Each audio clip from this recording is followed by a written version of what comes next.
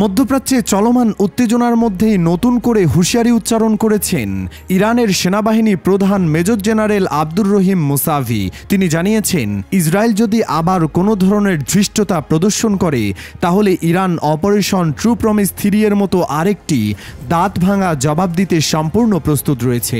সোমবার তেহরানে এক আনুষ্ঠানিক অনুষ্ঠান শেষে সাংবাদিকদের সঙ্গে আলাপকালে তিনি এসব কথা বলেন।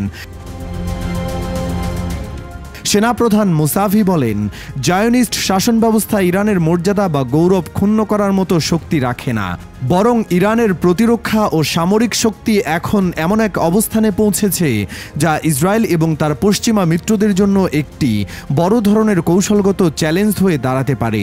তিনি বলেন, নারী ও শিশু হত্যাকারী একটি রাষ্ট্র হিসেবে ইসরায়েল কখনোই ইরানের শক্তিশালী প্রতিক্রিয়ার চাপ সহ্য করতে পারবে না।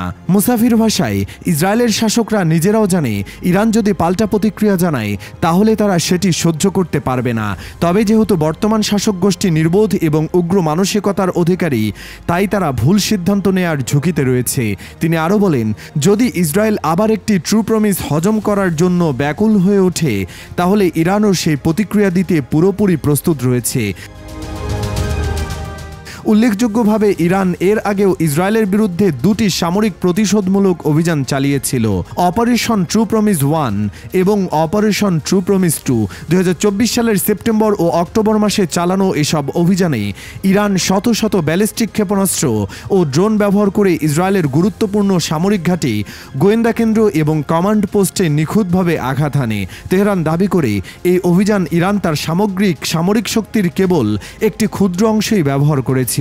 এবার সেনাপ্রধান স্পষ্ট জানিয়ে দিয়েছেন, ভবিষ্যতে যদি ইসরায়েল আবার কোনো ধরনের আগ্রাসন চালায় তাহলে ইরান আর শুধু সীমিত প্রতিক্রিয়া নয়, বরং আরও ব্যাপক ও ধ্বংসাত্মক জবাব দিতে প্রস্তুত। তার এই বক্তব্য শুধু প্রতিক্রিয়ার বার্তা নয়, বরং এতে রয়েছে কৌশলগত এবং মনস্তাত্ত্বিক ইঙ্গিত, যা ইসরায়েল ও তার পশ্চিমা মিত্রদের জন্য একটি স্পষ্ট সতর্কবার্তা।